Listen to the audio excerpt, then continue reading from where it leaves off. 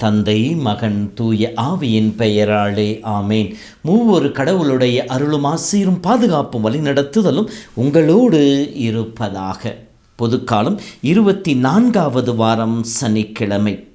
இயேசுவில் என் அன்பு சொந்தங்களே, அன்னையின் பரிந்துரையோடும் நம் ஆண்டவர் இயேசு கிறிஸ்துவின் அருளோடும் கூடிய இறை ஆசீர் மிகுந்த நல் வாழ்த்துக்களை இந்த அதிகாலை நேரத்திலே உங்களுக்கு தெரிவிப்பதிலே பெரும் மகிழ்ச்சி அடைகின்றேன். அன்னை உங்களுக்காக பரிந்து பேசுவதனாலே அருள் கடந்த ஆண்டவர் தாமே இந்த நாளுக்கு தேவையான கிருபைகள் நன்மைகளையும் உங்கள் மீது நிறைவாய் பொழிவாராக. உங்கள் வாழ்வையும் குடும்பத்தையும் நிறைவாய் ஆசீர்வதிப்பாராக. அன்பார்ந்தவர்களே, நாம் கடவுளுக்கு முன்னிலையிலும் மனிதர் முன்னிலையிலும் நேரியவர்களாக இருக்க வேண்டும் என்பதை கடவுளுடைய அழைப்பாக இருக்கின்றது, ஆசீராகவும் இருக்கின்றது. நாம் தூயோராகவும் மாசற்றோராகவும் வாழ்வதற்கு உலகம் தோன்றுவதற்கு முன்னே கடவுள் நம்மை கிறிஸ்து வழியாக முன்குறித்து வைத்தார் என்று சொல்லி எபேசியர் 1:4 சொல்லப்பட்டிருக்கின்றது.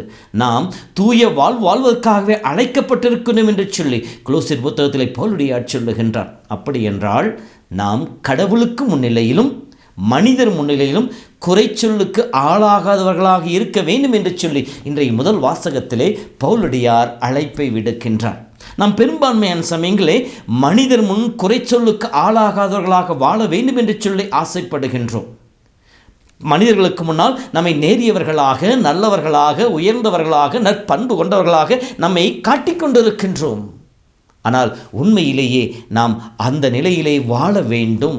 வெறும் வெளிச்சடங்குகள், வெளி செயல்பாடுகள் மட்டும் அப்பாறு இருக்கக்கூடாது. மாறாக உள்ளார்ந்த அன்போடு நாம் பிறருக்கு முன்னால், பிறர் முன்னிலையிலே நேரியவர்களாக இருக்க வேண்டும். அப்படி என்றால் முதலில் நாம் கடவுள் முன்னிலையிலே நேரியவர்களாக இருந்தால் மட்டுமே அது நடக்கும். கடவுளுக்கு முன்னால் உண்மையுள்ளவர்களாக, கடவுளுக்கு முன்னால் நன்றி உள்ளவர்களாக, கீழ்ப்படிதல் உள்ளவர்களாக, இறை புகழ் பாடுபவர்களாக நம் வாழ்வை அமைத்து கொள்ளுகின்ற பொழுது குறை சொல்லுக்கு ஆளாகாதவர்களாக நாம் வாழ முடியும். குறை சொல் என்பது என்ன?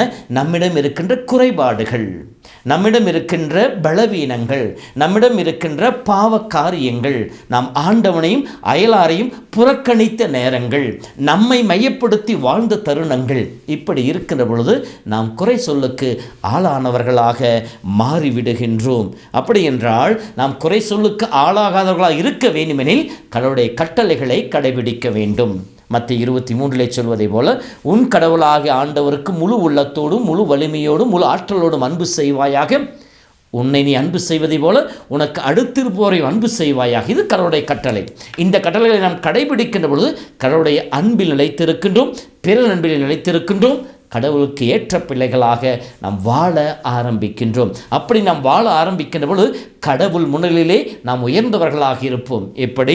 யோபு புத்தகம் 1 படிக்கின்ற பொழுது யோபுவை பார்த்து கடவுள் இவ்வாறு சொல்லுகின்றார்: மானிடரில் அவரை போல மாசற்றவரும் நேர்மையாளனும் கடவுளுக்கு அஞ்சி தீமையை விலக்கி நடப்போனும் மண்ணுலகில் ஒருவரும் இல்லை என்று சொல்லுகின்றார்.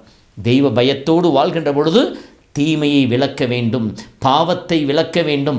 பாவத்தை விட்டு பாம்பை கண்டு ஓடுவதை போல நாம் ஓட வேண்டும் என்று சொல்லி சீராக் சொல்வதை போல நாம் விலக்கி வாழ்பவர்களாக இருக்கின்ற பொழுது கடவுள் முன்னிலையிலே நாம் தலை நிமிர்ந்து நிற்பவர்களாக, நேரியவர்களாக இருப்போம். குறை சொல்லுக்கு ஆளாகாதவர்களாக இருப்போம்.